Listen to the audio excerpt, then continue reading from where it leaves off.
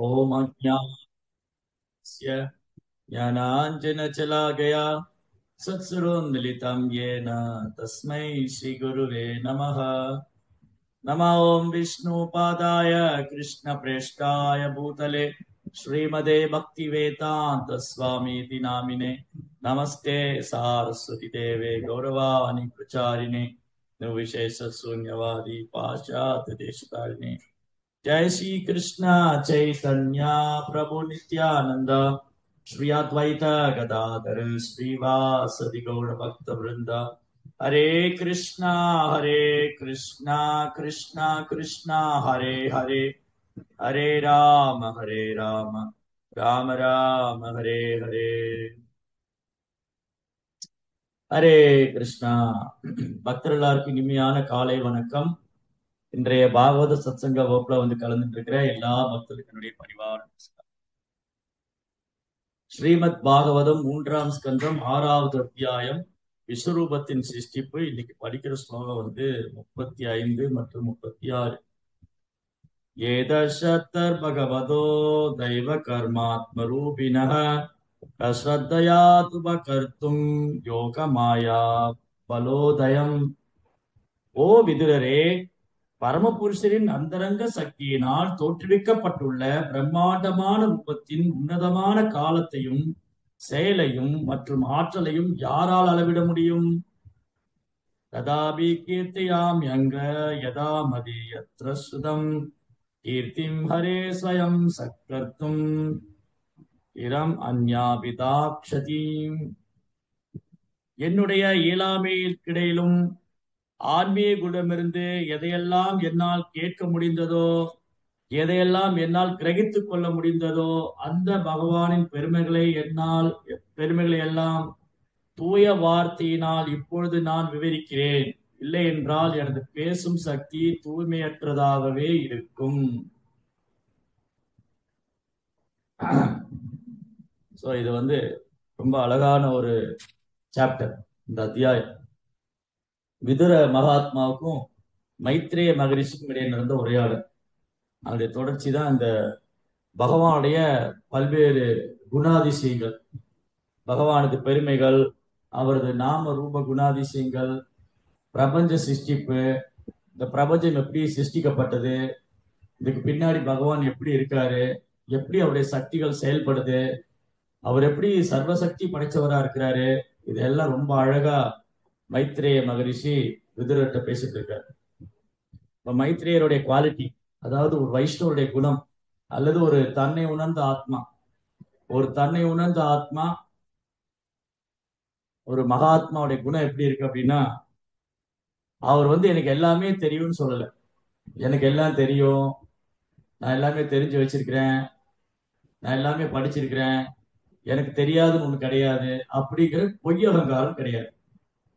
முதல்ல தன்னை உணர்ந்த ஆத்மாக்களுக்கு இடையில, ஒரு உன்னதமான ஆத்மா அவங்களுக்கு இடையில பொய் அகங்காரம் கிடையாது. பொய் அகங்காரம் என்னது? எங்களுக்கு எல்லாம் தெரியும், எங்க வீட்டுல எல்லாம் இருக்கு. நாங்க புத்தக விநியோகம் போகும்போது இந்த விஷயங்களை நிறைய அனுபவிச்சிருக்கோம். புத்தக விநியோகத்துக்கு போகும்போது சில வீடுகள் அது சொல்லுவாங்க, உயர்ந்த குலத்துல பிறந்தவங்க என்ன சொல்லுவாங்க, எங்க வீட்டுல எல்லாமே இருக்கு, நாங்க லலிதா சஹஸ்ரநாமம் படிப்போம், நாங்க விஷ்ணு சஹஸ்ரநாமம் படிப்போம், நாங்க பகவத்கீதை வச்சிருக்கோம், பாகவதம் வச்சிருக்கோம், எல்லாமே வச்சிருக்கோம். ஆனா கிருஷ்ணரை பரம புருஷோத்தமனான முழுமுதற் கடவுளா ஏற்றுக்கொள்ள மாட்டாங்க. அவங்களை பொறுத்த வரைக்கும் எல்லா கடவுளும் ஒண்ணுதான், எந்த சாமி கும்பிட்டா என்ன, கந்தசாமி, விநாயகர் சாமி, ராமசாமி, எல்லாம் எல்லாம் ஒண்ணுதான். ஆனா என்ன சொல்லுவாங்க, எங்களுக்கு எல்லாமே தெரியும். இந்த அனுபவம் எங்களுக்கு நிறைய புத்தக விநியோகம் போன இடத்துல இருக்கு. எல்லா புத்தகம் படிச்சிருக்கோம், நாங்க அந்த கோயிலுக்கு போவோம், இந்த கோயிலுக்கு போவோம், நாங்க அதை பண்ணுவோம், இதை பண்ணுவோம் எல்லாம் சொல்லுவாங்க. ஆனா கிருஷ்ணரை பரம புருஷோத்தமனான முழுமுதற்குள்ள ஏற்றுக்கணும். ஏன் ஏற்றுக்கொள்ள முடியல? இந்த பொய் அகங்காரம் தடுக்கு.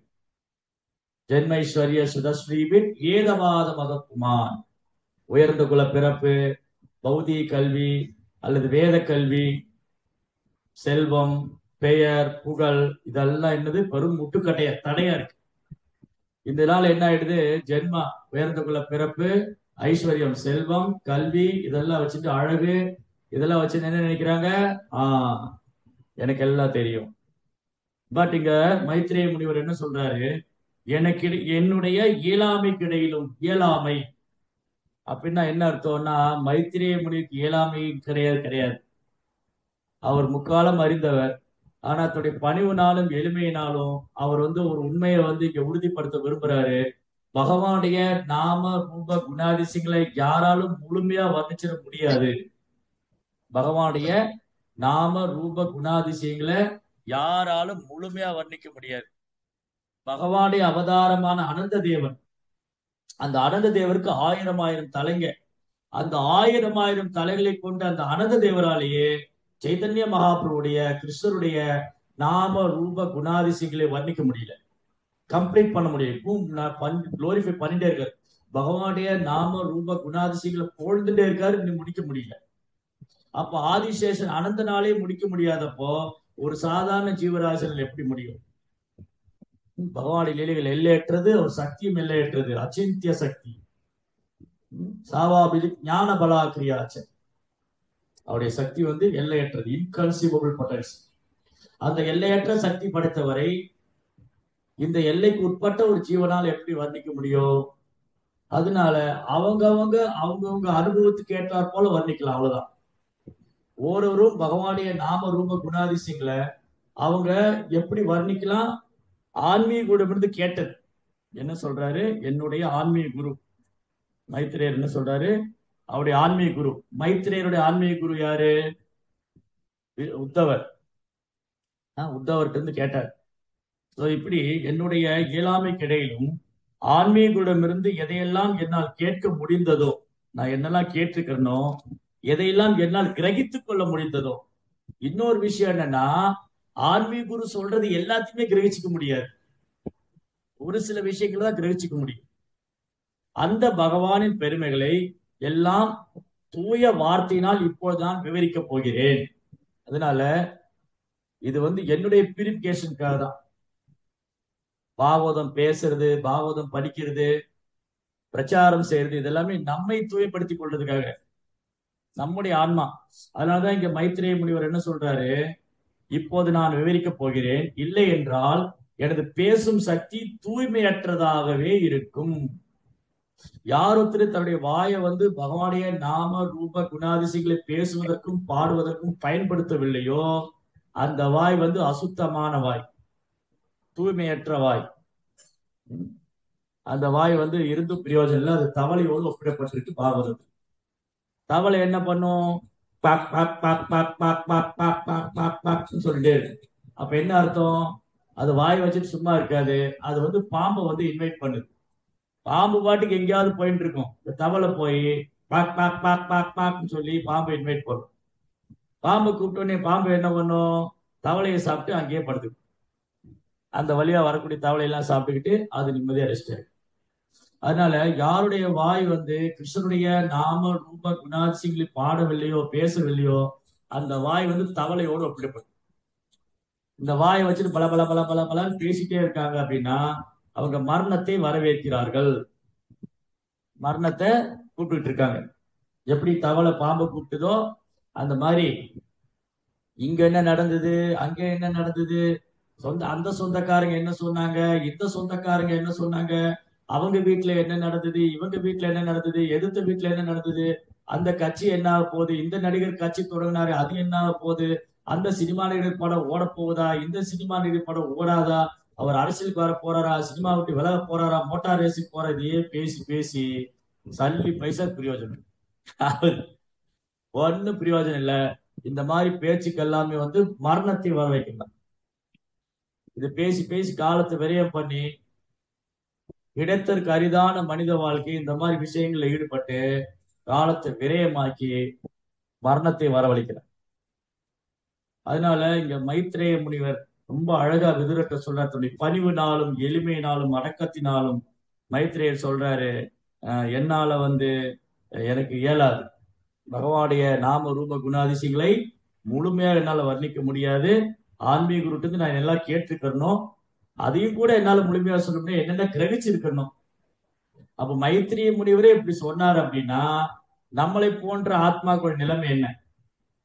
இப்ப பாகவதம் பேசிட்டு ஒரு மணி நேரம் கழிச்சு நீங்க பாகவத்துல என்னெல்லாம் சொன்னாங்கன்னு கேட்டா நம்மளால சொல்ல முடியாது. ஏதோ 1-2 பாயிண்ட் சொன்னா பெரிய விஷயம். அப்ப பாகவதம் கேட்ட கொஞ்ச நேரத்திலேயே நீங்க பாகவதத்துல என்ன படிச்சோம் சொல்லுங்க பார்க்கலாம் அப்படின்னா 1-2 விஷயத்த சொல்லிட்டாலே பெரிய விஷயம். அப்புறம் 2 நாள் கழிச்சு 3 நாள் கழிச்சு கேட்கிற போது மந்தாசு மந்தையோ மந்த பாக்கியா மந்த புத்தி, நம்ம எதையும் ஞாபகம் வச்சுக்க முடியல, எல்லாம் மறந்து மறந்து போகுது. சோ இப்படி இங்க மைத்ரேய முனிவர் சொல்றாரு, என்னால பூமியால கிரகிச்சுக்க முடியாது, அவர் என்ன சொன்னாரோ நான் என்ன கிரகிச்சுக்கிட்டு இருக்கிறனோ அதை நான் சொல்றேன். அப்ப இங்க சொந்த கருத்துக்கெல்லாம் இடம் இல்லை. பகவானுடைய நாம ரூப குணாதிசயங்களை பற்றி பேசும்போது சொந்த கருத்துக்கோ மனக்கற்பனைக்கோ அல்லது ஏதோ ஒண்ணு மனம் போன போக்குல பேசுறதுக்கும் இடம் இல்லை. இங்க சாஸ்திரம் என்ன சொல்லுது, சாதுக்கள் என்ன சொல்லியிருக்காங்க, ஆச்சாரியர் என்ன சொல்லியிருக்காங்க, அதை என்ன கேட்டிருக்கோம் என்ன கிரகிச்சிருக்கோம் அதை அப்படியே உள்ளவாறு சொல்லணும். அப்ப பிரச்சாரம் செய்யணும் அப்படின்னா, பிரச்சாரம் செய்வது என்றால் சொந்த கருத்துக்கு இடம் கிடையாது, மனக்கற்பனைக்கு இடம் கிடையாது. சாஸ்திரம் என்ன சொல்லியிருக்கு, பகவான் என்ன சொல்லியிருக்காரு, ஆச்சாரியர் என்ன சொல்லியிருக்காங்க, குருமார்கள் என்ன சொல்லியிருக்காங்க, அதை அப்படியே உள்ளவாறு பேசுவது. அதுதான் பரம்பரா சிஸ்டம், பரம்பரா முறை. அதனால இங்க மைத்திரேயத்தருடைய பணிவுனாலும் எளிமையாலையும் அவர் என்னால முழுமையாலாம் பகவானை பத்தி சொல்ல முடியாது, ஏன்னா அது எல்லையற்றது. அதவா பகுநைத்தேன கிம்பார்ப்பேன தவார்ஜுனா விஷ்டப்யாகமிதம் கிருஷ்ணம் ஏகாம்ஸ்தேன ஸ்திதோ ஜெகத். பகவத்கீதையில 10ஆம் அத்தியாயத்துல பகவான் கிருஷ்ணர் தனது வைபவங்களை பத்தி எல்லாம் சொல்லிட்டு அர்ஜுனன்ட்ட சொல்றாரு, அர்ஜுனா எனது வைபவங்களை பத்தி சொல்ல என்ன இருக்கு, என்னுடைய வைபவத்தின் ஒரு சிறு பாகத்தையே வெளிப்படுத்திக்க, அதெல்லாம் சொல்லி முடிக்க முடியாது. அதவா பகுநைத்தேன கிம்பார்த்தேன தவா, எதை சொல்ற அர்ஜுனா, எதை சொல்லி முடிக்க முடியும் அர்ஜுனா, நீ எதை சொல்ற, நான் எதை சொல்லி முடிக்க முடியும்.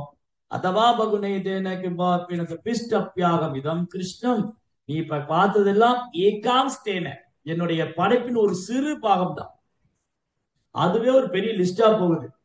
நான் உயிர்வாளிகளில் ஆத்மா, ஸ்தாவரங்களில் ஹிமாலயம், மலைகளில் மேரு, நீர்த்தேக்கங்களில் சமுத்திரம், பக்தர்களில் பிரகலாதன், தேவர்களில் இந்திரன், பாண்டவர்களில் தனஞ்சயன், அப்படியே லிஸ்ட் போய்கிட்டே இருக்கு. இதுவே ஒரு சாம்பிள் தான். கிருஷ்ணா கொடுத்திருக்கிறது பகவத்கீதை ஒரு சாம்பிள் தான் கொடுத்திருக்காரு, ஒரு சிறு பாகத்தை வெளிப்படுத்தியிருக்காரு. அப்ப அவர் லீலை எல்லையற்றது. அதை அர்ஜுனனும் ஒப்புக்கொள்றதா இங்க ப்ரோப்பா மென்ஷன் பண்ணிருக்காரு பொருளுரையில. அநேக பகுதர பக்தர நேத்ரம் பஷ்யாமி த்வாம் சர்வதோ அனந்த ரூபம் நாந்தம் நமத்யம் ந புனஸ்தவாத் ஆதிம் பஷ்யாமி விஸ்வேஸ்வர விஸ்வரூபா. ஓ எம்பெருமானே, பிரம்மாண்டமான விஸ்வரூபமே, அகிலாண்ட கோடி பிரம்மாண்ட நாயகரே, எண்ணற்ற கரங்களையும் உடல்களையும் வாய்களையும் மற்றும் கண்களையும் எல்லா திசைகளிலும் நான் காண்கிறேன், அதை அளவிட முடியாதவையாக உள்ளன. இந்த தோற்றத்தின் முடிவையோ அல்லது நடுப்பகுதியோ அல்லது துவக்கத்தையோ என்னால் கண்டுபிடிக்க முடியவில்லை. சோ பகவான் கிருஷ்ணர் அர்ஜுனனுக்கு விஸ்வரூபத்தை காண்பித்த பொழுது இந்த விஸ்வரூபம் எங்கிருந்து தொடங்குது, எங்க மத்தியம், எங்க சென்டர் பாயிண்ட், எங்க இது எங்க முடியுது, கண்டே பிடிக்க முடியும். அப்ப பகவானுடைய யோகமாய சக்தியுடைய வெளிப்பாடான இந்த விஸ்வரூபத்தையே ஒத்துறார் அர்ஜுனனை போன்ற பக்தர்கள்.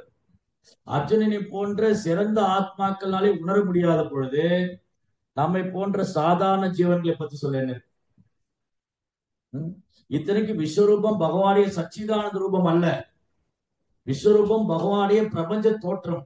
இந்த பிரம்மாண்டமான பிரபஞ்சம் பகவானுடைய உடல் அந்த விஸ்வரூபத்துக்குள்ள இருக்கு. இந்த பிரம்மாண்டமான சிருஷ்டிப்பை அர்ஜுனால பௌதிக கண்களால பார்க்க முடியல, அது கிருஷ்ணன் ஒரு கண்ணு கொடுத்தாரு.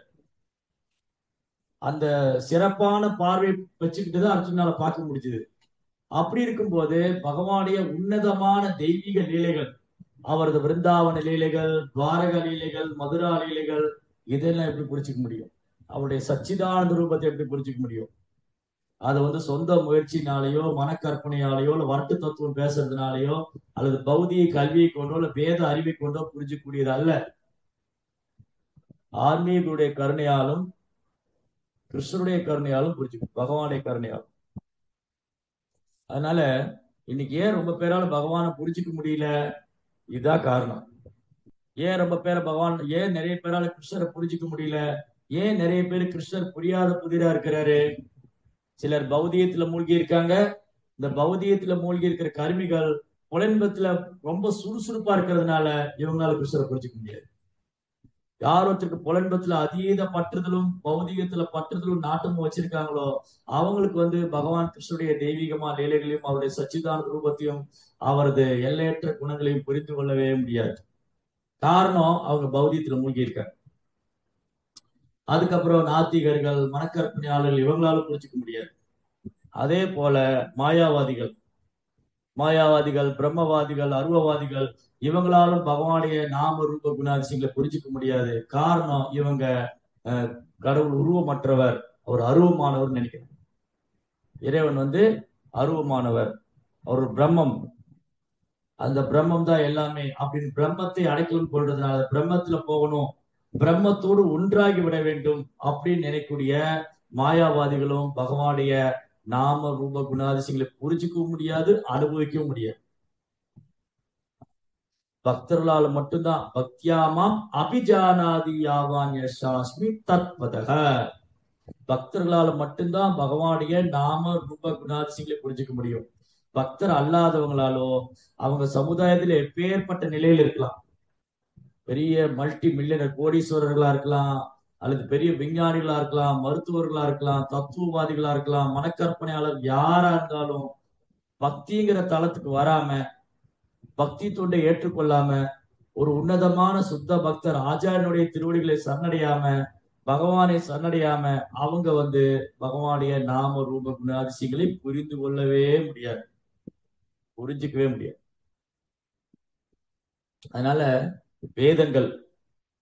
வேதங்களும் பகவானுடைய குணங்களை தான் பறைசாற்றுகின்றன. வேதைச சர்வே ரகமேவ வேத்யோ வேதாந்த கிருத் வேதவித் விதேக சாகம். வேதங்களால் அறியப்பட வேண்டிய ஒரு கிருஷ்ணா, வேதங்களை முற்றிலும் அறிந்ததும் கிருஷ்ணா, வேதங்களை தொகுத்ததும் கிருஷ்ணா. ஆனா துரதிருஷ்டவசமா மக்கள் வேதங்களை பின்பற்றுங்கிற பேர்ல கிருஷ்ணரை விட்டுட்டாங்க. இன்னைக்கு பெரும்பாலான மக்கள் வேதங்களை பின்பற்றுறவங்க இருக்காங்க, வேதங்களை படிக்கிறவங்க இருக்காங்க, வேத பாடசாலையில போய் படிக்கிறவங்க இருக்காங்க, வேதங்களை படிக்கிறவங்க இருக்காங்க. ஆனா என்ன ப்ராப்ளம் ஆயிடுச்சுன்னா அவங்க கிருஷ்ணா விட்டுட்டு வேதத்துல இருக்கிற கர்ம காண்டத்தை மட்டும் பிடிச்சுக்கிட்டாங்க. இந்த யாகம் பண்ண அந்த பலன் கிடைக்கும், அந்த யாகம் பண்ண இந்த பலன் கிடைக்கும், அதை செய்யணும் இதை செய்யணும், புண்ணியங்களை சேர்த்துக்கணும், மேல் உலகத்துக்கு போகணும், இப்படியே தான். அதனால அவங்க சில வேலைகள்ல முந்தைய காலங்கள்ல அவங்க என்ன பண்ணிருக்காங்க, யாகத்துல மிருகத்தையே பலியிட்டு இருக்காங்க. ஏன்னா வேதத்துல சொல்லியிருக்கு யாகத்துல மிருகத்தை பலியிடலான்னு. அதனால அப்பாவி மிருகங்களை யாகத்துல பலியிட்டு இவங்க புண்ணியம் சேர்த்துக்கிறதுக்காக, இவங்க மேல் உலகத்துக்கு போறதுக்காக இந்த பிராமணர்கள், இந்த செல்வந்தர்கள்லாம் என்ன பண்ணாங்க, பெரிய பெரிய மன்னர்கள் அவங்க எல்லாம் யாகத்துக்கு ஏற்பாடு செய்வாங்க. ஏன்னா அந்த காலத்துல யாகம் செய்யணும் அப்படின்னா பெரிய செல்வந்தராலதான் பண்ணணும். அப்படி யாகம் செய்யறதுக்கு பிராமணர்களை ஈடுபடுத்துவாங்க, அவங்க யாகத்துல மிருகத்தை பலியிடும். இப்படி கால வரையின்றி கணக்கற்ற மிருகங்கள் யாகத்துல பலியிடப்பட்டதுனால அப்பாவி மிருகங்கள் யாகத்துல கொல்லப்பட்டது. சோ இதை தடை செய்யறதுக்காக தான் பகவான் புத்தரா அவதாரம் செஞ்சார். ஏன்னா இந்த யாகத்துல மிருகத்தை பலியிடுறதுக்கான காரணம் என்ன இருந்ததுன்னா, ஒரு காலத்துல அந்த மிருகங்களுக்கு புதிய சரீரம் கிடைக்கும். யாகத்துல மந்திரத்தை பரிசோதனை செய்வதற்காகவும், அந்த யாகத்துல உள்ள மந்திரங்களை பரீட்சை பண்ணி அது மூலமா யாகத்தை வெற்றிகரமா நிறைவேற்றுவதற்காகவும் ஒரு மிருகத்தை யாகத்துல புரோகிதர் ஒருத்தர் பலியிடுவார். ஆனா ஒரு சிறந்த தேர்ச்சி வாய்ந்த வேத விற்பன்னர், சோ வேத பண்டிதன், வேதங்களை கற்றறிந்த பெரும் நிபுணனாக இருந்ததுனால அவர் யாகத்துல மிருகத்தை பலியிட்டாலும் வயதான மிருகங்கள் ஒரு குதிரையோ பசுவையோ வயதான மிருகங்களை யாகத்துல பலியிடும் போது அந்த யாக மந்திரத்துல அந்த யாகத்துல பங்கு கொண்டதாலும் அந்த யாகத்துல பலியிடப்பட்டதாலும் அந்த மிருகம் அந்த உடலை விட்டு புதிய சரீரத்துக்கு, அந்த வயதான ரூபத்துல இருந்து அந்த ஆன்மாவை விடுவிச்சு அந்த மிருகத்துக்கு ஒரு புதிய சரீரம் கிடைப்பதற்கு ஒரு வாய்ப்பு இருக்கு. ஆனா இது சரியா பண்ணக்கூடிய நிலையில இல்ல கலியுகத்துல. அதனால கலியுகத்துல யாகத்துல மிருகத்தை பலியிடுறது தடை செய்யப்படும். அஸ்வமேதம் கவாலம்பம், அஸ்வமேத யாகம் செய்யறது, அது யாகத்துல மிருகத்தை பலியிடுறது, இதெல்லாம் கலியுகத்துல தடை செய்யப்படும். அஸ்வமேதம் கபாலம்பம் சந்நியாசம் பலபாத்திரிகம் தேவரேன சுதோபாத்மி கலோபாஞ்ச விவர்ச்சதே. அஸ்வமேத யாகம் செய்யறது, யாகத்துல மிருகத்தை பலியிடுறது, சந்நியாசம் ஏற்றுக்கொள்வது, இறந்து போன முன்னோர்களுக்கு மாமிச பக்ஷணங்களை படைக்கிறது, சகோதரன் மூலமா குழந்தை பெற்றுக் கொள்வது. ஒரு சகோதரன் குழந்தை இல்லைன்னா இன்னொரு சகோதரன் மூலமா குழந்தை பெற்றுக் கொள்ளக்கூடிய வழக்கம் வந்து முந்தைய யுகங்கள்ல இருந்தது. ஆனா கலியுக மக்கள் ரொம்ப கீழ்நிலையானவங்களாகவும் துரதிருஷ்டசாலிகளாகவும் சண்டை சச்சரவு உள்ளவங்களாகவும் மந்த புத்திக்காரங்களும் போயிட்டதுனால கலியுகம் ரொம்ப டீக்ரேட். அதனால இந்த மாதிரி உயர்ந்த விஷயங்கள் கலியுகத்துல தடை செய்யப்பட்டது. ஆனாலும் என்ன பண்ணிட்டு இருந்தாங்க, யாகத்துல மிருகத்தை பலியிட்டு இருந்தாங்க.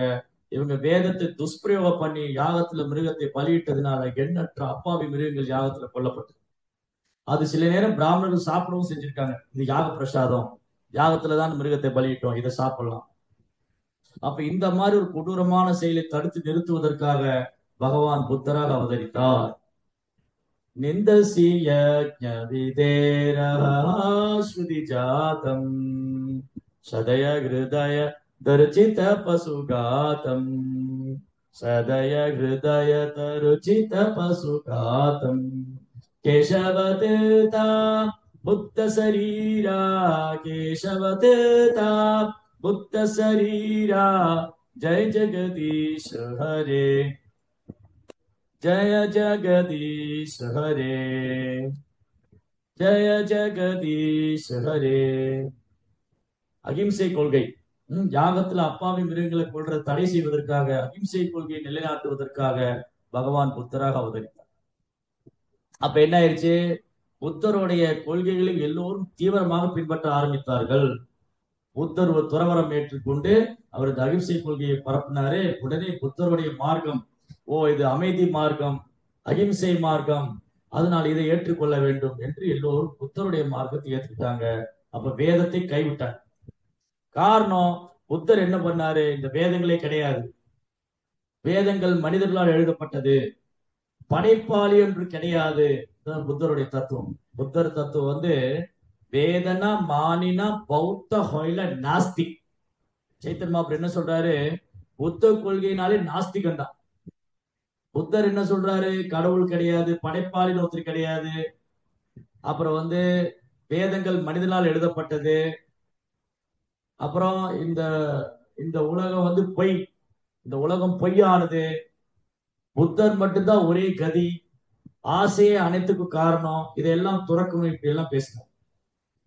இப்படி எல்லாம் அவர் பேசின உடனே எல்லாரும் இந்த மலர் மொழியில கவரப்பட்டு, புத்தருடைய வார்த்தையில கவரப்பட்டு, இங்க ஒரு சாது, இந்த புத்தர் இவர் ரொம்ப அமைதியா ஆனந்தம் மார்க்கத்தை கொண்டு வரார், இந்த புத்த மார்க்கம் வந்து அமைதியும் அகிம்சையும் போதிக்குது, அதனால எல்லோரும் புத்தரை பின்பற்ற ஆரம்பிச்சாங்க. வேதங்களை புறக்கணிச்சார், வேதங்கள் வேண்டாம்.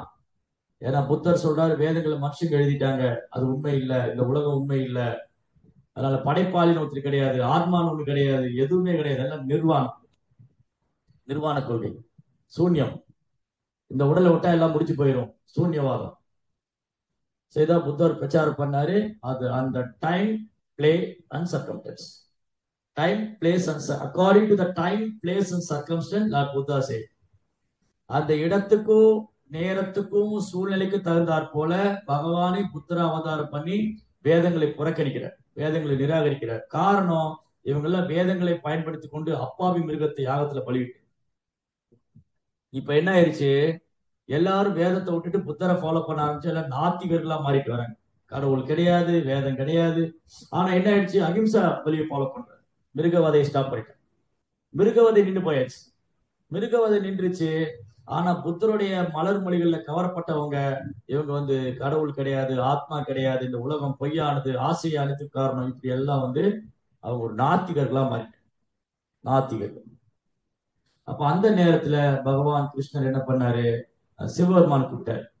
சிவபெருமான் அழைத்து, நீங்க கலியுகத்துல எங்க போங்க, கலியுகத்துல போய் எனக்கு எதிராக பிரச்சாரம் பண்ணுங்க, ஏன்னா அந்த நேரத்துல தேவைப்படுது. Again the time place and circumstances, இடம் நேரம் சூழ்நிலை அனுசரிச்சு பகவான் சிவபெருமான கூப்பிட்டு, கிருஷ்ணர் என்ன பண்ணார், சிவபெருமான் கூப்பிட்டு இந்த பூமியில அவதரிக்க சொன்னார். ஸோ இன்றைக்கு வந்து ஸ்ரீ சங்கராச்சாரியர் ஆதிசங்கர் அவருடைய அவதார தினம், அவர் தோன்றிய தினம், ஆதிசங்கரர் தோன்றிய தினம். ஸோ ஆதிசங்கரர் சிவபெருமானுடைய அவதாரம். அவர் இந்த பூமியில தோன்றுவதற்கு முன்பாக பார்வதிட்ட பேசுறார், பார்வதி தாயார். ஏன்னா மனைவிட்ட சொல்லிட்டு போகணும் இல்லையா, திடீர்னு காணாம போயிட்டா அப்புறம் மனைவி என்ன நினைப்பாங்க? என்ன கணவர் இவரு இல்லையா? சில நேரம் வீடு இல்ல, மனைவி இருப்பாங்க. கணவர் வெளியில போனா மனைவிட்ட சொல்லணும், நான் இங்க போறேன், இந்த நேரத்துல வருவேன், இப்படி இருப்பேன், இது பண்ண போறேன். எதுவுமே சொல்லல, அவர் பாட்டுக்கு போயிட்டாரு, ஒரு பாட்டுக்கு வர்றாரு. மனைவி என்ன நினைப்பாங்க? என்ன இவர் இப்படி பொறுப்பு இல்லாம இருக்கிறாரு, இவர் எங்க போனாரு, எங்க வந்தாரு, என்ன நடக்குது, ஒரே குழப்பமா இருக்கு. ஸோ பார்வதி தாயார்கிட்ட சொல்றாரு சிவபெருமான், ஓ பார்வதி, நான் வந்து கலியுகத்துல ஒரு பிராமண குடும்பத்துல பிறக்க போறேன். பிறந்து மாயாவாதங்கிற கொள்கையை பிரச்சாரம் செய்ய போறேன். மாயாவாதம் அசசாஸ்திரம் பிரச்சன்யம் பௌத்தம் உச்சதே மையேவ மையேவ விகிதான் தேவி கலோ பிராமண மூர்த்தினா. ஓ தேவி, கலியுகத்துல நான் மாயாவாத கொள்கை, மாயாவாதம் அப்படின்னா உண்மை இல்லாத சாஸ்திரம், அசத் சாஸ்திரம். சாஸ்திரம் தான், ஆனா உண்மை இல்லை.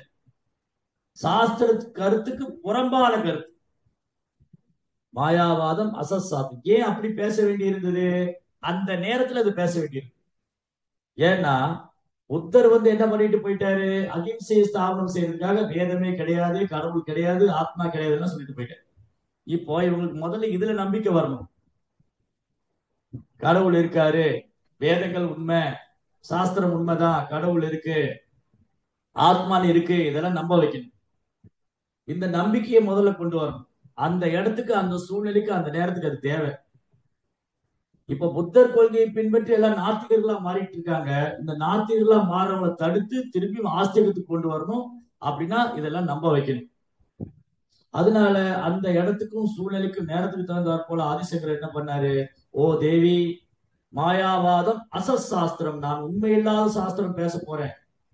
ஏன்னா உண்மையான சஸ்திரம் என்னது? பகவானே நாம ரூப குணாதிசயங்களை பேசுவது.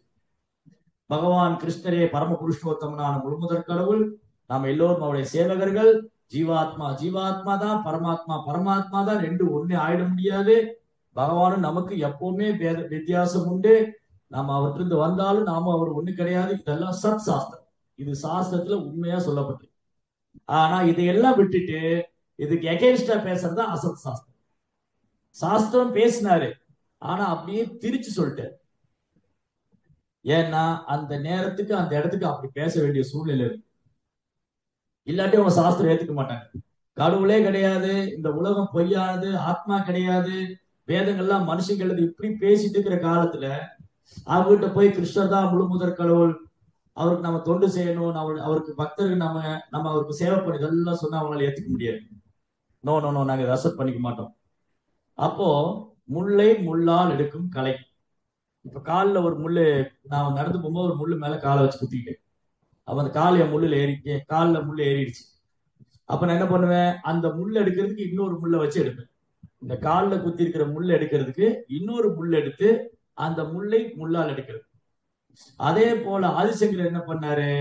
பகவான் புத்தரா அவதாரம் பண்ணி அவர் அகிம்சை கொள்கையை ஸ்தாபனம் பண்ணிட்டு போனாரு. அவர் வழியிலேயே போய் வேறுபடுத்தி காமிச்சார். சோ புத்தருடைய தத்துவம் நிர்வாணம். ஆதிசங்கர் என்ன பண்ணாரு? புத்தருடைய வழியிலேயே போனாரு. இந்த உலகம் பொய், ஆமா நானும் ஒத்துக்கிறேன், இந்த உலகம் பொய் தான். ஆனா பிரம்மம்னு ஒண்ணு இருக்கு, அதான் சத்தியம். பிரம்ம சத்தியம் ஜெகன் மித்யா. ஓ என் அருமை மக்களே, இந்த உலகம் பொய்ன்னு புத்தர் சொல்றாரு. ஆமா நானும் ஒத்துக்கிறேன், இந்த உலகம் பொய் தான். ஆனா பிரம்மம்னு ஒண்ணு இருக்கு, உங்களுக்கு தெரியல, நீங்க மறந்துட்டீங்க. அத பிரம்மம்னு ஒண்ணு இருக்கு. அந்த பிரம்மம் சத்தியமானது, நித்தியமானது, அழிவற்றது, ஆன்மீகமானது. எல்லாமே அந்த பிரம்மத்தின் தான் தொடங்குது. சர்வம் கலோ இதம் பிரம்மம், சர்வம் கலோ இதம் பிரம்மம். எல்லாம் பிரம்மத்திலும் தொடங்குது, எல்லாம் பிரம்மத்துக்குள்ள முடியுது. அந்த பிரம்மம் நித்தியமானது. அந்த பிரம்மம் வேறு யாரும் இல்ல, நாம தான் அந்த பிரம்மம். சோ இதுதான் மாயாவாதம். சோ ஆதிசங்கர் என்ன பண்ணாரு? கடவுள் இருக்காருன்னு நிரூபிச்சாரு. ஆனா நீங்களும் கடவுள் ஆயிடலாம். ஏன், எப்ப நீங்க கடவுள் ஆகலாம்? நீங்க இப்ப இந்த உடல் எடுத்துக்கிட்டு இருக்கீங்க. ஓ என் அருமை மக்களே, நீங்க இந்த உடல் எடுத்துக்கொண்டிருக்கிறீர்கள். இந்த உடல் எடுத்ததால நீங்க பிறப்பு, இறப்பு, முதுமை, நோய் அனுபவிக்கிறீங்க. ஜென்ம மிருத்து ஜராவியாதி துக்க தோஷான தர்சனம். எஸ். ஓ என் அருமை மக்களே, நீங்க வந்து பிறப்பு, இறப்பு, முதுமை, நோயில கஷ்டப்படுறீங்க. ஆனா நீங்க பிரம்மம், அதை மறந்துட்டீங்க. வேத வாக்கியம் சொல்லுது, அகம் பிரம்மாஸ்மி, நான் பிரம்மம், நித்தியமானவன், அழிவற்றவன், ஆன்மீகமானவன். சோ பிரம்மம் உடல் முழுவதும் பரவி இருக்கு. இந்த உடல்ல பிரம்மம் இருக்கு. அந்த ஆத்மா தான் பிரம்மம். ஆத்மா நித்தியமானது, அது பிரம்மம். சோ இந்த ஆத்மா எங்கிருந்து வந்தது? பிரம்மம்னு ஒண்ணு இருக்கு, அந்த பிரம்மத்திலிருந்து தான் வந்தது. அப்போ நம்ம திரும்பி அந்த பிரம்மத்தோடு ஒன்றாகணும். இதை நீங்க உணர்ந்துட்டா, நான் இந்த உடல் அல்ல, ஆத்மா, நான் பிரம்மம் உணர்ந்துட்டா, நீங்க அதன்படி செயல்பட ஆரம்பிக்கும் போது இந்த உடலை விட்டு நீங்க அந்த பிரம்மத்தோடு ஒன்றாயிருவீங்க. அதுக்கப்புறம் எல்லாம் ஒண்ணுதான். இதுதான் மாயாவரம். எல்லா பிரம்மத்திலிருந்து வந்துச்சு, எல்லா பிரம்மத்திலிருந்து முடிஞ்சது. நாமளும் பிரம்மத்திலிருந்து வந்திருக்கோம். இந்த ஜட உலகம் எல்லாமே பிரம்மத்திலிருந்து வந்திருக்கு. இந்த உலகம் பொய். இந்த உடலுக்கு ஆத்மா மட்டும் தான் உண்மை. அதனால இந்த பிரம்மம் அந்த பிரம்மத்தோடு ஒன்னாயிடுச்சுன்னா அதுக்கப்புறம் எந்த வித்தியாசம் கிடையாது, எல்லாமே கடவுள் ஆயிடும். நம்ம எல்லாருமே கடவுள் தான். இது நீங்க உணர்ந்துட்டா, கடவுள் உங்களுக்குள்ளே இருக்காரு, பிரம்மம் உங்களுக்குள்ளே இருக்கு. இந்த பிரம்மம் உங்களுக்குள்ளே இருக்கு. அந்த பிரம்மம் எங்கும் வியாபிச்சிருக்கு. பிரம்மம் இல்லாத இடம் இல்ல, அது எல்லா பக்கம் வியாபிச்சிருக்கு.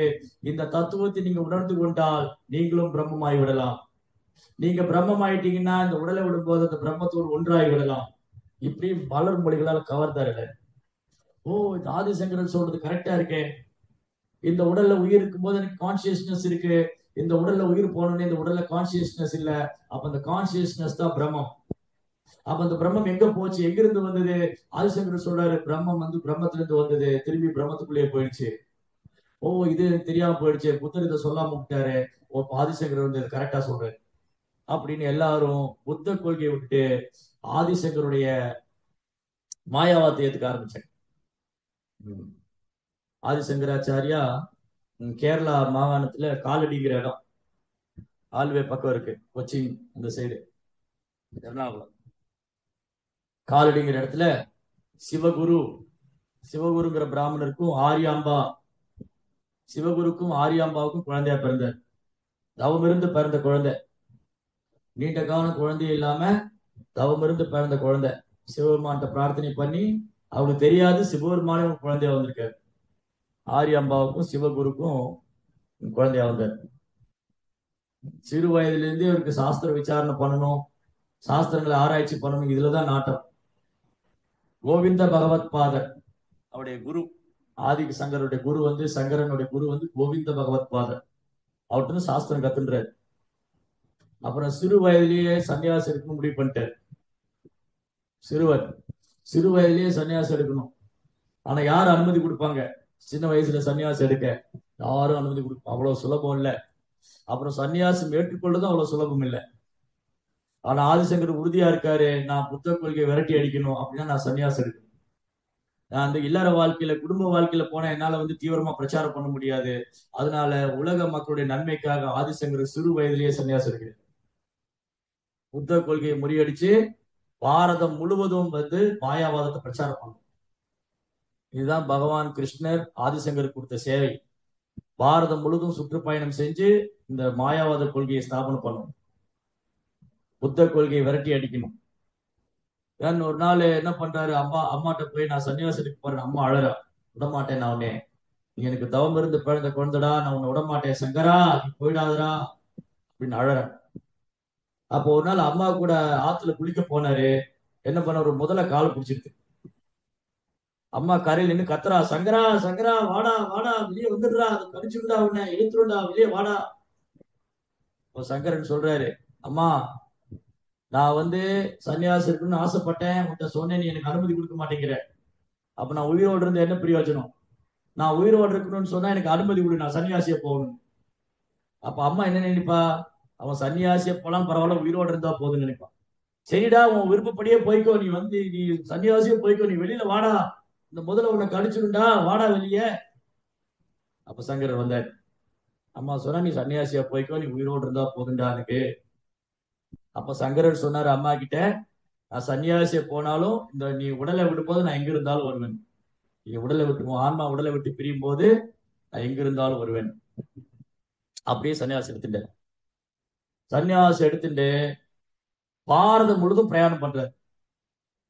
என்டையர் கண்ட்ரி, பாரதம் முழுதும் சுற்றுப்பயணம் பண்ணி, முதல்ல பாரதம் முழுதும் சுற்றுப்பயணம் செய்த ஆச்சாரியர் சங்கராச்சாரியர், ஆதிசங்கரர். கிழக்கு, மேற்கு, வடக்கு, தெற்கு 4 திசைன்னு போறார்.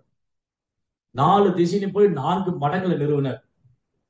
தெற்கே வந்து சவுத்துல ஸ்ருங்கேரி மட், நார்த்ல வடக்குல ஜோஷி மட், கர்நாடகால ஸ்ருங்கேரி மட், அதுக்கப்புறம் பத்ரிநாத்ல ஜோஷி மட், அப்புறம் கிழக்குல வந்து துவாரகா மட், துவாரகையில துவாரகா மட், தென் மேற்குல வந்து ஜெகநாத்புரியில கோவர்தன் மட். 4 திசையை பயணம் பண்ணி 4 மடங்களை நிறுவினர். 4 மடங்களை நிறுவி பயங்கரமா தீவிரமான பிரச்சாரம் பண்ணார். புத்த கொள்கையை விரட்டி அடிச்சார். ஆதிசங்கர் மட்டும் வரலைன்னா உலகம் முழுதும் புத்திஸ்டா மாறி இருப்பாங்க. பெரிய பெரிய மன்னர்கள்லாம் புத்தருடைய கொள்கையை பின்பற்ற ஆரம்பிச்சாங்க. அசோகர், மௌரியர் போன்றவர்கள் புத்தருடைய கொள்கையை தீவிரமா எடுத்துக்கிட்டாங்க. ஆதிசங்கர் மட்டும் வராம இருந்திருந்தா உலகம் முழுவதுமே நாத்திகர்களா எல்லாம் புத்திஸ்டா மாறி இருப்பாங்க, புத்திஸ்டா. பட் நான் ஆதிசங்கர் வந்து அதை ஸ்டாப் பண்ணிட்டேன். தன்னுடைய தீவிரமான பிரச்சாரத்தினாலும் சுற்றுப்பயணத்திலையும் பெரும் சன்னியாசியர்கள் உருவாக்குனர். பெரிய பெரிய ஸ்காலர், பெரும் பாண்டித்யம் உள்ள சன்னியாசியர்கள், சோபன பட்டா, சுவாமி சாஸ்திரி, இந்த மாதிரி பெரும் உயர்ந்த குலத்துல, பிராமண குலத்துல பிறந்த பெரும் பண்டிதன்மார்களை, பெரும் மாயாவாத சன்னியாசிகளை உருவாக்குனர். சோபன பட்டான்னு ஒருத்தர், அப்புறம் சாமி சாஸ்திரி, இந்த மாதிரி நிறைய சீடர்கள் அவருக்கு. அவங்களாம் சுற்றுப்பயணம் செஞ்சு இந்த அத்வைதவாதம், அத்வைதம் அப்படி ஆதிசங்கர் ஒரு சிம்பிள் வச்சிருப்பார், கையில ஒரு விரல் வச்சு. அத்வைதம்னா ரெண்டெல்லாம் இல்ல, ஒண்ணுதான். துவை அப்படின்னா ரெண்டு, துவை அப்படின்னா ரெண்டு, துவா துவாதசின்னு சொல்றோம் இல்லையா? துவாதசினா 12ஆம் நாள், துவதியைனா 2வது நாள், பிரதமை முதல் நாள், துவதியை 2ஆம் நாள், துவாதசி 12வது நாள். அப்ப துவைதவாதா, துவைதம்னா ரெண்டு, துவைதம்னா ரெண்டு. என்ன ரெண்டு? ஜீவாத்மா பரமாத்மா உண்டு, ஜீவாத்மா வேற பரமாத்மா வேற. இதுதான் துவைதவாதம். இது வந்து மாத்வாச்சாரியர் சொன்னது. மாதவாச்சாரியர் என்ன சொன்னாரு? ஜீவாத்மா பரமாத்மா வேற வேற, ஒன்னே ஆக முடியாது, ஒண்ணு கிடையாது, ஒன்று ஆகிறது இல்லை. ஆனா ஆதிசங்கர் என்ன சொன்னாரு? ரெண்டு ஒண்ணுதான். இது மாதூர் வர்றதுக்கு முன்னாடி ஆதிசங்கர் சொன்னது. ஏறக்குறைய ஒரு 2500 ஆண்டுக்கு முன்னாடி, ஏறக்குறைய 2500 ஆண்டுக்கு முன்னாடி புத்த தத்துவம். அப்ப புத்த மார்க்கம் வர்றதுக்கு முன்னாடி இருந்தே நம்ம வேத கலாச்சாரம் இருக்கு. இன்னைக்கு நிறைய பேர் என்ன நினைச்சுக்கிறாங்க? புத்தம் சரணம் கச்சாமி, புத்தனே ஒரே கதி. நிறைய பேர் புத்த கொள்கையை பின்பற்றவங்க இருக்காங்க. ஏன்னா அவர் எந்த மதத்தையும் சார்ந்தவர்ல, எந்த இனத்தையும் சார்ந்தவர்ல, எந்த மொழியும் சார்ந்தவர்ல. அதனால இன்னைக்கு நிறைய அரசியல்வாதிகள், சினிமா நடிகர்கள் புத்தரை ஃபாலோ பண்றாங்க. இன்னைக்கும் இருக்காங்க, இன்னைக்கு புத்த கொள்கையை பின்பற்றவங்க இருக்காங்க. ஆனா இந்த புத்த கொள்கையை ஒண்ணுமில்லை ஆக்கிட்டார் ஆதிசங்கர். ஆனா நிறைய பேரு இன்னைக்கு புத்தரால வசீகரிக்கப்படுறவங்க இருக்காங்க. சுரத்விஷா, சுரத்விஷானா பொறாமைக்காரர்கள், பகவான் மேலையும் சாஸ்திரத்து மேலையும் பொறாமை உள்ளவங்க. அவங்கள வந்து புத்தர் கவர்ற. டிக்கிட்டேஷு பவிஷ்யதி. பாகவதம் வந்து 5000 வருஷத்துக்கு முன்னாடி எழுதப்பட்டது. பாகவதத்தை வந்து வியாசதேவர் 5000 வருஷத்துக்கு முன்னாடி எழுதினாரு. அவர் சொல்றாரு இனி 2500 வருஷம் கழிச்சு பகவான் புத்தரை அவதாரம் பண்ண போறாரு. கலியுகத்துல பகவான் புத்தரை அவதாரம் பண்ண போறாருங்கிறது 5000 வருஷத்துக்கு முன்னாடி வியாசதேவர் சொல்லிட்டாரு. அப்போ பாகவதம் முக்காலத்துக்கும் இருக்கு. பாகவதம் முக்காலம் அறிந்தது. வியாச மகரிஷி முக்காலம் அறிந்தவர். முன்ன என்ன நடந்தது, இப்ப என்ன நடந்துகிட்டு இருக்கு, இனி என்ன நடக்க போகுதுங்கிறது பாகவத்தில். ஸ்ரீமத் பாகவதம் புராணம் அமலம், அழுக்கற்ற புராணம். ஸ்ரீமத் பாகவதத்துல முன்னாடி என்ன நடந்தது, இப்ப என்ன நடந்துகிட்டு இருக்கு, இனி என்ன நடக்க போகுது. Jai Jagannath, everything is there. So பகவான் புத்தரா அவதரிக்க போறாருங்கிறது பாகவத்தில் இருக்கு. அதே மாதிரி பகவான் புத்தரா அவதாரம் செஞ்சார். அப்ப இந்த புத்த கொள்கையை வந்து ஆதிசங்கர் ஒண்ணும் இல்லைன்னு ஆக்கிட்டேன். தன்னுடைய சுற்றுப்பயண சூறாவளி பிரச்சாரம், ஆதிசங்கராச்சாரியர் சூறாவளி பிரச்சாரம் செஞ்சு புத்த கொள்கையை ஒண்ணும் இல்லைன்னு ஆக்கிட்டாரு. எல்லாரும் ஆதிசங்கரை ஃபாலோ பண்ண ஆரம்பிச்சார். பிராமணர்கள், பண்டிதன்மார்கள், விற்பனர்கள், எல்லோரும் பெரும் மன்னர்கள்லாம் ஆதிசங்கரை ஃபாலோ பண்ணார். இந்த ஆதிசங்கர் வந்து ரொம்ப அழகா எல்லாரையும் கவர்ந்துட்டார். வேதங்களோட மலர் மொழிகள், ஜுகுலரி வேர்ட்ஸ். வேதங்கள் உள்ள மலர் மொழிகளை வச்சு அவர் என்ன சொல்றாரு? பிரம்மம்னு ஒண்ணு இருக்கு, அந்த பிரம்மம் தான் நித்தியமானது, இந்த உலகம் பொய்யானது. நான் புத்தர் சொன்னதை ஒத்துக்கிறேன், இந்த உலகம் பொய் தான், ஆனா பிரம்மம்னு ஒண்ணு இருக்கு, அதான் நித்தியம். அந்த பிரம்மம் வேற யாரும் இல்ல, நம்ம தான் அந்த பிரம்மம். நாம எல்லாம் அந்த பிரம்மத்துக்கு இருந்து வந்திருக்கிறோம், திரும்பி அந்த பிரம்மத்துக்குள்ள போயிட்டா ஒன்னாயிருவோம், இதை உணரணும் அப்படின்னு சொல்லி ஆதிசங்கர் பிரச்சாரம். இவருடைய பிரச்சாரத்துல பலதரப்பட்ட மக்கள் கவரப்பட்டார். அப்ப எல்லாரும் மாயாவாதிகளான. ஆதிசங்கருடைய கருத்துக்கள், அவருடைய பகவத்கீதை விளக்க உரை, அவருடைய உபநிஷத்துகளின் விளக்க உரை, இதெல்லாம் மாயாவாதத்தை எஸ்டாப்ளிஷ். எல்லாம் ஒண்ணுதான், எல்லாம் ஒண்ணுதான், எல்லாம் ஒண்ணுதான், நாமளும் கடவுள் ஒண்ணுதான், இதை உணர்ந்துட்டா நாமளும் கடவுள் ஆயிடலாம். கடவுள் இருக்காரு, அது பிரம்ம ரூபத்தில் இருக்கு, அது உருவமற்றது, அது அருவமானது. அந்த பிரம்மத்துக்குள்ள போய் நாமளும் ஒண்ணாயிட்டா நாமளும் கடவுள் ஆயிடலாம். இது தவறு பிரச்சாரம் பண்ணு. இது அந்த இடத்துக்கு, அந்த நேரத்துக்கு, அந்த சூழ்நிலைக்கு அவர் பண்ண வேண்டியது. இது ஆதிசங்கருக்கு ரொம்ப கஷ்டமான ஒரு சேவை, ஒரு தேங்க்லெஸ் ஜாப், ஒரு கஷ்டமான சேவை. ஏன்னா பகவானுக்கு எதிராக ஒரு பக்தர் போய் பிரச்சாரம் பண்ணணும், எப்படி முடியும்? ஒரு பக்தரை கூப்பிட்டு நீங்க கிருஷ்ணருக்கு எதிராக பிரச்சாரம் பண்ணலாம், அவரை உயிர் வாழ முடியாது, அவர் உடலே விட்டுருவாரு, என்னால முடியாது, அதுக்கு நீங்க என்ன கொன்னுருங்க, எவ்வளவு கோடி கொடுத்தாலும் சரி நான் கிருஷ்ணருக்கு எதிராக பிரச்சாரம் பண்ண மாட்டேன். ஏன்னா கிருஷ்ணா அந்த பக்தனுக்கு உயிர், ஆத்மா. கிருஷ்ணா கிருஷ்ணருக்கு எதிராவோ, கிருஷ்ணர் இல்ல, அவருக்கு உருவம் இல்லைன்னு ஒரு பக்தனால பிரச்சாரம் பண்ண முடியாது. ஆனா பகவானுடைய விருப்பத்தினால ஆதிசங்கர் பண்ணார். சிவபெருமான் பகவானுக்கு மிக பிரியமான பக்தர். வைஷ்ணவானாம் யதா சம்பு, வைணவர்களே முதல் தரமானவர், 12 மகாஜனங்கள் ஒருவர், பகவானின் குண அவதார், சிவ தத்துவம். அப்பேற்பட்ட ஒரு உன்னதமான பக்தர், ஒரு உயர்ந்த பக்தர், பகவானை சேவைக்காக, அவருடைய விருப்பத்தை நிறைவேற்றுவதற்காக இந்த பூமியிலே தோன்றி அவர் மாயாவாதம் சொன்னார். இப்படி அவர் மாயாவாதம் பிரச்சாரம் பண்ணாலும் அவருக்கு அதுல உடன்பாடு, இன்ட்ரெஸ்ட் இல்லை. அவர் உள்ள உறுத்திக்கிட்டே இருக்கு, ஐயோ நான் கிருஷ்ணருக்கு எதிராக பேசுறனே, கிருஷ்ணருக்கு எதிராக பேசிட்டு இருக்கனே, மாயாவாதம் பேசுறனே, எல்லாம் ஒண்ணுதான்னு சொல்றனே, நாமளும் கடவுளாயிடலாம்னு சொல்றனே, நம்ம கடவுளோட ஒன்றாயிடலாம்னு சொல்றனே, அவருக்கு உருவம் இல்லைன்னு சொல்றனே அப்படின்னு உள்ளுக்குள்ள புழுங்கிட்டு இருக்கு. ஆனா வெளியில சொல்லும்போது அதை சொல்ல வேண்டிய சூழ்நிலை. அந்த இடத்துக்கும் நேரத்துக்கும் சூழ்நிலைக்கு தகுந்த மாதிரி ஒரு அத்வைத கொள்கை பேசினார். ஆனாலும் அவரால் டாலரேட் பண்ண முடியல, அவரால் பொறுத்துக்க முடியல. அவர் இடையில பக்தி சம்பந்தமான விஷயங்களை சொல்லிட்டே இருக்காரு. பஜ கோவிந்தம், பஜ கோவிந்தம், கோவிந்தம் பஜ மூடமதே. ஓ மூட மனதே, முட்டாளே, உன் நேரத்தை வீணாக்காத, கோவிந்தன் நாமத்தை பாடு, கோவிந்தன் நாமத்தை பாடு, கோவிந்தன் நாமத்தை பாடு. பஜ கோவிந்தம், பஜ கோவிந்தம், கோவிந்தம் பத மூடமதே. பகவத்கீதா கிஞ்சித தீதா, கங்கா ஜலலம கணிகா மீட்டா. பகவத்கீதா கிஞ்சித தீதா, கங்கா ஜலலம கணிகா மீட்டா. பகவத்கீதை படிங்க, பகவத்கீதை படிங்க. பகவத்கீதை படிச்சா கங்கையில போய் பல முறை குளிச்சா என்ன ஒரு பலன் கிடைக்குமோ, ஒருத்தர் தொடர்ந்து கங்கையில போய் பல முறை குளிச்சா என்ன ஒரு பலன் கிடைக்குமோ, அது ஒரு தடவை பகவத்கீதை படிச்சாலே கிடைச்சது. புனரபி ஜனனம் புனரபி மரணம் புனரபி ஜனனி ஜடரே சயனம். இந்த மாதிரிதான் பிறப்பு சக்கரத்துல சுருண்டுகிட்டு இருக்கிறோம், பிறக்கிறோம், இறக்குறோம், இதான் நடக்குது. அதனால கோவிந்த நாமத்தை பாடுங்க, கோவிந்த நாமத்தை பாடுங்க, கோவிந்த நாமத்தை பாடுங்க. ஆனா அவர் பேச மாயாவாதம், அது ஒரு பக்கம் பண்ணிட்டு இருந்தாலும் இன்னொரு பக்கம் பக்தியை பிரச்சாரம் பண்ணிட்டே இருக்காரு. கீதா மகாத்மியத்துல எழுதுற, பகவத்கீதையோட இன்ட்ரோடக்ஷன்ல ப்ரோப்பா எழுதியிருக்காரு. ஆதிசங்கர் கொடுத்த கீதா மகாத்மியம், கீதையினுடைய மகாத்மியத்துக்கு ஆதிசங்கர் எழுதியிருக்காரு. கீதையை பற்றிய மகாத்மியம் என்ன எழுதியிருக்காரு? ஏகம் சாஸ்திரம் தேவகி புத்திரகீதம், ஏகோ தேவோ தேவகி புத்திரேவ, ஏகோ நாமா தஸ்ய ராமானியானி கர்மாபேகம் தஸ்ய தேவசிய சேவா. ஒரே ஒரு கடவுள் தான், ஒரே ஒரு கடவுள், அதுல மாற்றம் இல்லை. தேவகி புத்திரன், ஏகோ தேவோ தேவகி புத்திர, கிருஷ்ணர் தான் பூமுத்திர கடவுள். சப் பகவான் சயம் கிருஷ்ணா, நாராயணோ பரோ அவ்யக்தா, படைப்புக்கு முன்னாடி இருந்து நாராயணர் இருந்திருக்காரு. அதுக்கப்புறம் என்ன சொல்றாரு? ஏகம் சாஸ்திரம் தேவகி புத்திர கீதம், ஒரே ஒரு சாஸ்திரம் தான், அது பகவத்கீதை. அதை விட உயர்ந்த சாஸ்திரம் கிடையாது. ஒரே ஒரு சாஸ்திரம் இருக்கட்டும், அது பகவத்கீதை. ஒரே ஒரு கடவுள் பகவான் கிருஷ்ணர், தேவகி புத்திரன். ஒரே ஒரு நாமம் தான் அவருடைய ராம நாமம். ஒரே ஒரு சேவை தான் அவருக்கு செய்யக்கூடிய சேவை. இப்படி எல்லாம் அவர் ரொம்ப அழகா சொன்னார். பஜகோவிந்த பாடல் மூலமாகவும், இந்த கீதா மகாத்மியத்தின் மூலமாகவும், அதுக்கப்புறம் ஜெகநாத அஷ்டகம், லக்ஷ்மி நரசிங்க கராவலம்ப ஸ்தோத்திரம். ஒரு முறை ஆதிசங்கரர் பிரச்சாரம் பண்ணிட்டு போகும்போது கொள்ளையர்கள்லாம் சுத்தி வளைச்சிடுவாங்க அவரை. ஃபாரஸ்ட் அப்பெல்லாம் வழிப்பறி பண்றவங்க, காட்டு வழியா போகும்போது வழிப்பறி பண்ணுவாங்க. இப்போ ஆதிசங்கரர் காட்டு வழியா போயிட்டு இருக்கும் போது நிறைய கொள்ளையர்கள் அவரை சூழ்ந்துருவாங்க.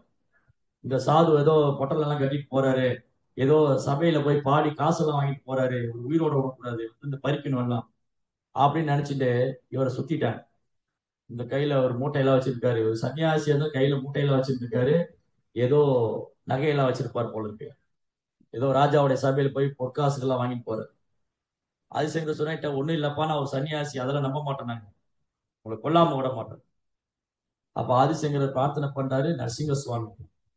பகவான் நரசிம்மர் வந்து இந்த கொள்ளையர்களை தும்சம் பண்ண உடனே அழகா ஒரு போயம் கம்போஸ் பண்ணி பாடுறாரு. லக்ஷ்மி நரசிங்க கராவலம்ப ஸ்தோத்திரம். இந்த லட்சுமி நரசிம்ம சுவாமி நேர்ல வந்து ஆதிசங்கருக்கு வருவார். இப்படி அவர் லைஃப்ல, அவருடைய வாழ்க்கையில நிறைய இடங்கள்ல பகவானை பத்தி பாடியிருக்காரு. நிறைய இடங்கள்ல பகவானை புகழ்ந்து பேசியிருக்காரு. ஆனா துரதிருஷ்டவசமா அவரை ஃபாலோ பண்ணவங்க எல்லாம் அவருடைய மாயாவாதத்தை பிடிச்சுக்கிட்டாங்க. அத்வைத கொள்கையை பிடிச்சுக்கிட்டாங்க. நான் பிரம்மம், இந்த உலகம் பொய்யானது. ஆக்சுவலி இந்த உலகம் பொய் இல்லை. எப்படி பொய்யா இருக்கு? இதுதான் வைஷ்ணவ ஆச்சாரியருக்கும் மாயாவாதிக்குள்ள டிஃபரன்ஸ். சோ மாயாவாதிகள் இவங்க என்ன நினைக்கிறாங்க? இந்த உலகம் பொய் நினைக்கிறாங்க. ஆனா இந்த உலகம் பொய் இல்லை, இது பகவானுடைய சக்தி. பகவானுடைய சக்தி எப்படி பொய்யா இருக்க முடியும்? பூமி ராபோ அனலோவாயு கம்மனோர் புத்திரை வச்சு அகங்காரம் பின்னா பிரகிருதி. நிலம் நீர் நெருப்பு காற்று ஆகாயம் மனம் புத்தி ஆகாரம் என்னிடமிருந்து பிரிந்த சக்திங்கிறார் கிருஷ்ணா. அப்ப இந்த உலகம் பொய் இல்ல, தற்காலிகமானது, தோன்றக்கூடியது, மறையக்கூடியது, ஆனா தற்காலிகமானது. ஆனா இவங்க மாயாவதி என்ன நினைக்கிறாங்க? இந்த உலகம் பொய் நினைக்கிறாங்க. இந்த உலகம் பொய் இல்லப்பா, தற்காலிகமானது. ஏன்னா இது பகவானுடைய சக்தி, இதுக்கு அழிவு கிடையாது, தோன்றி மறையுது, அவ்வளவுதான், நித்தியமானது, பொய்யானது இல்லை. இதெல்லாம் வந்து ஆதிசங்கர் சொல்ல மறுத்தாரு. ஏன்னா அவருக்கு அந்த சேவை கொடுக்கல. அவருக்கு கொடுக்கப்பட்ட சேவை மாயாவாதம் பேசணும். அதுக்கப்புறம் இந்த வைணவ ஆச்சாரியர்கள் ராமானுஜாச்சாரியர், மாத்வாச்சாரியர், இவங்கெல்லாம் வந்து பேசினாங்க. பிரம்மம்னு ஒண்ணு இருக்கு. ஆமா, பிரம்மம் உண்டு. சோ ராமானுஜர் என்ன பண்ணாரு? ஆதிசங்கர் வழியிலேயே போய் வேறுபடுத்தி காமிச்சார். அதான் விசிஷ்டா அத்வைதம். அத்வைதவாதத்திலிருந்து போய் வேறுபடுத்தி காமிக்கிறது. ஆதிசங்கர் சொன்னாரு பிரம்மம் இருக்குனாரு. ஆமா, பிரம்மம் உண்டு, அது நாங்களும் ஒத்துக்கிறோம். ஆனா எல்லா பிரம்மம் ஒண்ணு இல்ல. கிருஷ்ணா வந்து பரபிரம்மம், நாம குட்டி பிரம்மம். கிருஷ்ணா எல்லையற்றவர், நம்ம அணு. கிருஷ்ணா வந்து பரமாத்மா, நம்ம அணு ஆத்மா. சோ ராமானுஜர் வேறுபடுத்தி காமிச்சார். சோ ஆதிசங்கருக்கு அப்புறம் ராமானுஜர் வந்தாரு. அவர் மாயாவாத கொள்கையை முறியடிக்கிறதுக்காக அவர் வந்து வைஷ்ணவ கொள்கையை ஸ்தாபனம் பண்ணாரு. அந்த நேரத்துல, அந்த இடத்துல, அந்த சூழ்நிலையில ராமானுஜர். அதுக்கப்புறம் வைஷ்ணவ சேவை, விக்கிரக வழிபாடு, கோயில் வழிபாடெல்லாம் ராமானுஜர் எஸ்டாப்ளிஷ் பண்ணார். அதுக்கப்புறம் மாத்வாச்சாரியர் வந்தாரு. அது மேலும் உறுதிப்படுத்தினாரு. அவர் என்ன சொன்னாரு? என்னைக்குமே ஜீவாத்மா ஜீவாத்மா தான், பரமாத்மா பரமாத்மா தான், ஒரு நாள் ஒண்ணாக முடியாது. காட் காட் தான், டாக் டாக் தான். காடும் டாக் ஒண்ணாக முடியாது. காட் காட் தான், டாக் டாக் தான். ஜிஓடி காட், டிஓஜி டாக். திருப்பி போட்டா காடு, திருப்பி போட்டா டாக். சோ நம்ம என்னைக்குமே பகவானுடைய சேவகர்கள் தான். பகவான் பகவான் தான், சேவகன் சேவகன் தான். ஒரு நாளும் பகவானும் சேவகனும் ஒண்ணாக முடியாது. கிருஷ்ணா பரபிரம்மம், நம்ம அணு பிரம்மம், குட்டி பிரம்மம். கிருஷ்ணா பரமாத்மா, நம்ம அணு ஆத்மா. இது மேலும் ஸ்ட்ராங்கா எஸ்டாப்ளிஷ் பண்ணார் மாதவாச்சாரியர். ஆதிசங்கருக்கு அப்புறம் பாரதம் முழுதும் சுற்றுப்பயணம் செய்ய இன்னொரு ஆச்சாரியர் மாதவாச்சாரியர். மாதவாச்சாரியர் என்ன பண்ணாரு? கிருஷ்ணர் தான் பரம புருஷோத்தமனான முழுமுதற் கடவுள் வலுவா ஸ்தாபனம் பண்ணார். சோ இந்த மாதிரி அந்தந்த இடத்துக்கும் நேரத்துக்கும் சூழ்நிலைக்கு தகுந்த மாதிரி ஆச்சாரியர் வந்துகிட்டே தான் இருக்காங்க. ஆனா துரதிருஷ்டவசமா மக்கள் வந்து இது புரிஞ்சுக்காம அவங்கவுங்க மனம் போன போக்குல பக்தி பண்றாங்க. சிலர் வந்து அத்வைத கொள்கையை ஃபாலோ பண்றாங்க, சிலர் புத்த கொள்கையை ஃபாலோ பண்றாங்க, சிலர் வந்து வந்து பௌதிகத்தை பேசிட்டு இருக்காங்க, சிலர் வந்து அறியாமையில் இருக்காங்க, சிலர் நாத்துக்கு பேசிட்டு இருக்காங்க. காரணம், இவங்க யாருமே உண்மையான ஆன்மீக குரு சன்னடை. உண்மையான ஆன்மீக குரு, அங்கீகரிக்கப்பட்ட அதிகாரப்பூர்வமான ஆச்சாரிய சம்பிரதாயத்தில் ஒரு ஆன்மீக குரு சரணடையும் போது ஆதிசங்கர் ஏன் அப்படி பேசினாரு? அவருடைய அவதார நோக்கம் என்ன? ஆனா அவர் உள் மனதில் என்ன, அவர் வெளி தோற்றத்துல என்ன பண்ணாரு? எக்ஸ்டர்னலா என்ன பண்ணாரு? இன்டர்னலி அவர் என்ன பண்ணிட்டு இருந்தாரு? அவர் வெளி தோற்றத்துல மாயாவாதம் பேசினாரு, உள்ளுக்குள்ள அவர் பகவானுடைய பக்தரா தான் இருந்தார். அது மறைச்சு வச்சிருந்தார். காரணம், அதை காமிக்க வேண்டிய சேவை அவர் கொடுக்கல. அவருக்கு பக்தியை பிரச்சாரம் பண்ண சொல்லல, அவருக்கு மாயாவாதம் தான் பிரச்சாரம் பண்ண சொன்னது. அதனால அந்த இடத்துக்கு, அந்த சூழ்நிலைக்கு, அந்த நேரத்துல அவர் பண்ணார். ஆளான ஒரு பாடிண்டே இருக்காரு. அவர் சொன்ன மாதிரி அம்மா உடலை விடும்போது வந்தார். அவங்க அம்மா உடலை விடும்போது சங்கரா சங்கரா சங்கரர் வந்தார். அம்மாவுடைய கடைசி ஆசை என்ன? ஒண்ணு, நான் பிரம்மத்துக்கு அனுப்பிச்சிட்டுமா, நீ பிரம்மத்துக்கு போயிருக்கியா? அம்மா சொன்னா, பிரம்மம் வேண்டாம், ஒண்ணு வேண்டாம். எனக்கு வந்து நான் கோவிந்தனை பார்க்கணும், நான் கிருஷ்ணாவை பார்க்கணும், அந்த கோபாலன் உள்ளாங்குள் ஏந்தி அந்த சாமசுந்தரன் அவரை தரிசிக்கணும், நான் அதான் என்னுடைய ஆசை. உடனே ஆதிசங்கர் அழகா பாடுற, பகவானுடைய லீலைகளை பாடும்போது பகவானுக்கு தரிசனம் கொடுக்குறாரு அவங்க அம்மாவுக்கு. அவர் தாமரை இதழ் போல கண்கள், என்றும் பாராத வைஜெயந்தி மாலை, மார்புல ஸ்ரீவஸ்தக்குரிய கழுத்துல கௌஸ்துவமணி, மஞ்சள் நிற பீதாம்பராடை, மழைக்காலத்து மேகத்து ஒத்த நிறம் அந்த செந்தாமரை கண்ணன் கோபால் கிருஷ்ணா. சோ கிருஷ்ணனுடைய தாமரை திருவடிகளை தரிசனம் செய்து பகவான் நாமத்தை சொல்லிட்டே அவங்க அம்மா விடுதலை விட்டாங்க. ஆதிசங்கரர் உங்க அம்மாவே பகவானை உலகத்தை வச்சு வச்சிருக்காரு. ராமநாம கிருஷ்ண நாமத்தை சொல்லி அவங்க பகவானை உலகத்துக்கு போயிட்டாங்க. ஆனா துரதிருஷ்டவசமா அவரை பின்பற்ற ஒரு சிலர் என்ன பண்ணிடுறாங்க, மாயவாதத்தை பிடிச்சிட்டாங்க. சோ இந்த கொள்கை முறியடிக்கப்பட்டது. ராமானுஜ ஆச்சாரியர், அதுக்கு பின்பு வந்த மாதவாச்சாரியர், அண்ட் ஃபைனலி பகவான் கிருஷ்ணரை சைதன்ய மகாபுரு வந்தார். 500 வருஷத்துக்கு முன்னாடி பகவான் கிருஷ்ணர் சைதன்ய மகாபுரு அவதாரம் பண்ணி இந்த எல்லா கொள்கையில வந்து உயர்ந்தது. இந்த புத்த கொள்கையை முறியடிச்சது ஆதிசங்கரர், ஆதிசங்கர் கொள்கையை முறியடிச்சது ராமானுஜர், அதை மேலும் உறுதிப்படுத்தியது மாத்வாச்சாரியர். அதுக்கப்புறம் பகவானே கிருஷ்ணரா வந்து கிருஷ்ணரே பகவானே சைதன்ய மகாபுரு வந்து எல்லாரும் கிருஷ்ண பக்தி கொடுக்கிறார். கிருஷ்ண நாமத்தை சொல்லுங்க, கிருஷ்ணனுடைய உலகத்துக்கு போகணும், பக்தி பண்ணுங்க, இதுதான் ஜீவனுடைய உண்மையான சொரூபம். ஜீவேரே சொரூபோய் கிருஷ்ணேரே நித்யதாஸ். ஜீவனுடைய உண்மையான நிலை என்னன்னா பகவானுக்கு சேவகனா இருக்கிறது. அது பகவானே பக்தனா வந்து சொல்லி கொடுத்தாரு. அதனால இந்த யுகத்துக்கான தத்துவம் என்னன்னா அச்சிந்திய பேதா பேத தத்துவம். ஒன்றானது அதே சமயத்துல வேறானது. ஜீவனும் பரமனும் ஒன்றானவங்க. ஆமா, பகவான் நித்தியமானவர், நானும் நித்தியமானவன். பகவான் ஆன்மீகமானவர், நானும் ஆன்மீகமானவன். பகவான் ஆனந்தமானவர், நானும் ஆனந்தமானவன். ஆனா அளவுல வித்தியாசம் இருக்கு. நான் வந்து அணு அளவுல தான் அனுபவிக்க முடியும். கிருஷ்ணா வந்து பூர்ணமானவர், கம்ப்ளீட். ஓம் பூர்ணமத பூர்ணமிதம் பூர்ணாத் பூர்ணமுதச்யதே பூர்ணஸ்ய பூர்ணமாதாய பூர்ணமேவாவசிஷ்யதே. Krishna means complete. அவர் பூர்ணமானவர். கிருஷ்ணா பூர்ணமானவர். அதனால சைத்தன்ய மகாபுரு சொல்றாரு, ஜீவனுக்கும் பரமனுக்கும் ஒன்றானது வேறானது. எப்படி? குணத்தால் ஒன்றானது, அளவால் வேறானது. பகவான் இருக்கிற எல்லா குணங்களும் ஜீவனுக்குள்ள இருக்கும், ஆனா அளவுல வித்தியாசம். காரணம், இந்த ஜீவாத்மா கிருஷ்ணனுடைய சிறிய அம்சம். மமேவாம்சோ ஜீவலோகே ஜீவபூதசன. நம்ம உயிர்வாழிகளாகி நாம கிருஷ்ணனுடைய சிறிய அம்சம். இதை நம்ம உணர்ந்து நான் வந்து கிருஷ்ணருக்கு சேவை பண்ணணும், நான் கிருஷ்ணனுடைய சேவகன். இதுதான் ஆதிசங்கர் சொல்ல வந்தது. ஆனா அவர் அந்த நேரத்துல சொல்ல முடியல. அதை வந்து அந்த சேவையை வந்து அவர் பகவான் அவருக்கு கொடுக்கல. அந்த சேவையை ராமானுஜருக்கு மாத்வாச்சாரியருக்கு கொடுத்திருந்தார். அவரே பகவானே வந்து நேரடியா கிருஷ்ண பிரேமத்தை எல்லாரும். அதனால இந்த பல்வேறு தத்துவங்கள் எல்லாம் முறியடிக்கப்பட்டாச்சு ஆல்ரெடி. பௌதிகவாதம், பௌத்த தத்துவம், மாயாவாதம், இதெல்லாம் தவிடுபடி ஆயிடுச்சு. இன்னைக்கு ஒரே ஒண்ணுதான், கலியுக மக்களுக்கு ஒரே ஒரு வாய்ப்பு தான் இருக்கு. அவங்க கீர்த்தனாய கிருஷ்ணஸ்ய முக்த சங்க பரம் விஜே, கிருஷ்ணநாம சங்கீர்த்தனம். கலே தோஷ நிதிராஜன். கலியுகத்துல நிறைய குறைகளும் குற்றங்கள் நிறைந்தது. ஆனா ஒரு நன்மை உண்டு, கீர்த்தனாய கிருஷ்ணஸ்ய, கிருஷ்ணனுடைய நாம சங்கீர்த்தனம். அதனாலதான் ஆதிசங்கராச்சாரியர் நாம சங்கீர்த்தனம் பண்ணியிருக்காரு. அவர் வந்து பாகவதத்துக்கு விளக்கம் கொடுக்கவே இல்லை. அவர் உபனிஷத்துக்கு விளக்கம் கொடுத்திருக்காரு, பகவத்கீதைக்கு விளக்கம் கொடுத்திருக்காரு. அவரால் பாகவத்துக்கு விளக்கம் கொடுக்க முடியாது. ஏன்னா பாகவதத்துக்கு மாயாவாதம் பேச முடியாது. பகவத்கீதைக்கு சொல்லலாம், பிரம்மம் சொல்லிச்சு, பிரம்ம உவாச்ச, பிரம்மம் சொன்னாங்க அப்படின்னு சொல்லலாம். அந்த பிரம்மம் தான் பகவானா வந்திருக்குன்னு சொல்லலாம். ஆனா பாகவதத்துல ஸ்டார்டிங்கே ஓம் நமோ பகவதே வாசுதேவாய, அந்த பகவான் வாசுதேவனை நான் வணங்குகிறேன், அங்க பிரம்மமே நமக பரமாத்மே நோ நோ. சோ அதனால இங்க டைரக்டா பாகவதம் வந்து தூய பக்தி கொண்டு பேசுறதுனால ஆதிசங்கராச்சாரியர் பாகவதத்தை டச் பண்ணல, பாகவத்துக்கு விளக்கம் கொடுக்கல. ஏன்னா பாகவதத்துக்கு மாயாவாதம் பேச முடியாது. ஏன்னா பாகவதம் சுத்த பக்தி சொல்லுது. பாகவதம் சுத்த பக்தியை சொல்றதுனால பாகவதத்துக்கு மாயாவாதிகளால் விளக்கம் கொடுக்க முடியாது, விளக்கம் கற்பிக்க முடியாது. அதனால அவர் எக்ஸ்டர்னலி ஆக்டிங் preaching மாயாவாதா, internally enjoying divorce service. So ஆதிசங்கராச்சாரியர் வெளித்தோட்டத்துல மாயாவாதத்தை பேசினாரு, ஆனா உள் மனதுல பக்தி பண்ணி பகவான் அனுபவிச்சுட்டு. அதனால நம்ம ஆதிசங்கரத்தை பிரார்த்தனை பண்ணணும். ஆதிசங்கர்ட்ட என்ன பிரார்த்தனை பண்ணணும்? எனக்கு கிருஷ்ணர் மேல நீங்காத அன்பு வரணும், கிருஷ்ணனோட முன்னேற்றம் வேணும், பகவான் குச்சி வரணும், நாமத்துக்கு ஜபிக்கிறாங்க, சுத்த பக்தி கிடைக்கும். சோ அவரு சிவபெருமானுடைய அவதாரமா இருந்ததுனால சிவபெருமான் அதை தான் பண்ணிட்டு இருக்காரு.